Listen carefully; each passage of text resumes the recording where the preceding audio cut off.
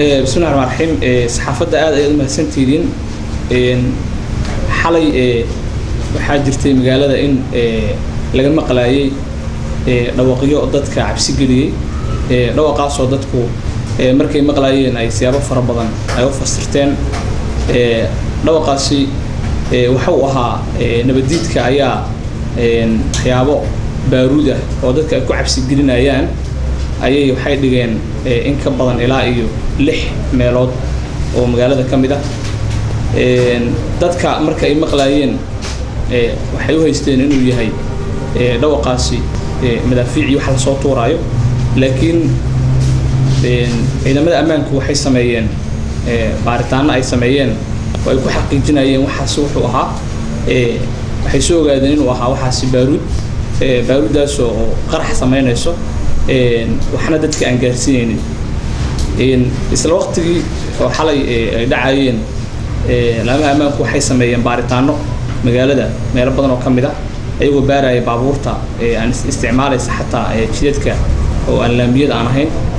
baabuur badan ayaa waxaan ku dhahay ayaa la qabtay baaritaano fara badan la mariyay intii lagu guda jiray baaritaanadaasi ayaa degmada warta nabadda gaar ahaan xaafadda General Daawud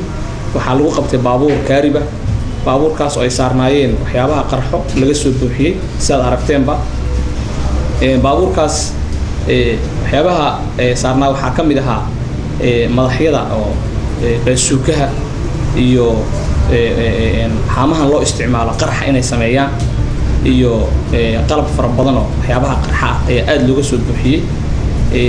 waxa uu suurta gashay ciidamada in si nabadgelyo ah loo furfuro ayadoo ciidana aysan waxba gaarin inay qaraxiyo wixii uusan gaarin inay furfuraan waxaa qabtay furfurayna laamaha ammaan gaar ahaan ciidamada NISA sidoo kale to isla hawlgal laga sameeyay degmada Yaaqshiid gaar ahaan xaafadda Tokyo waxaa lagu soo qabtay ninkaas oo watay waxaan ku dhahay ninkaas oo gurigiisa ku hayay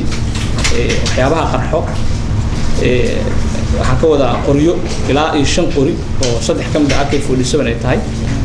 laba kamidana ay tahay sida arki doontaan ma aragteenba ay tahay qoryo kaleeto iyo rasaas aad u fara badan intuba waxay waxaan ku dhahay ay ahaayeen kuwa yaalay gurigaas gudihiisa ninkii guriga joogay iyo waxaan ku dhahay iyo qalabkiina intuba waa la soo qabtay ninkii iyo alaabtiiba hadda waxay ku jiraan gacanta dawladda iyo ku jiraan ciidamada ammaanka wixii ka soo kordhana insha Allah waan soo gudbin doonaa aad iyo aad mahadsantihiin mudane maxay idinka aadan waxa lagu jira maamaha shirkadda marka qorshe idinka aadan ku yimid waxaad ogsoon tihiin in maalmihii xorriyadda ay bilaabanayaan ba isla caawa haddii Ilaahay yiraahdo maadaama ay bilaabanayaan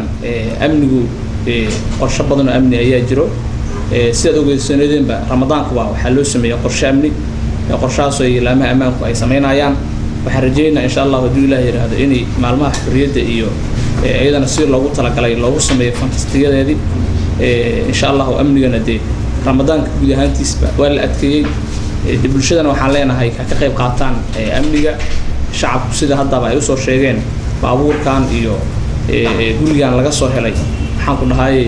qoryaha laga soo helay inta bas u soo sheegan oo kale ayaan rabnaa inay u soo sheegaan ay u soo gudbiyaan xogta indhaha ciidanku waxa way xogta waaye shacabka la rabaa inay soo sheegaan xogta waxaan rajaynayaa insha Allah wada shaqayntuna inay sii ziyaadi doonto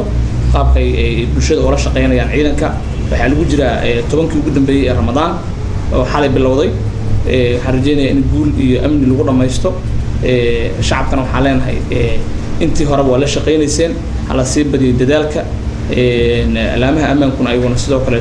way sii xoojin doonaan insha Allah amniga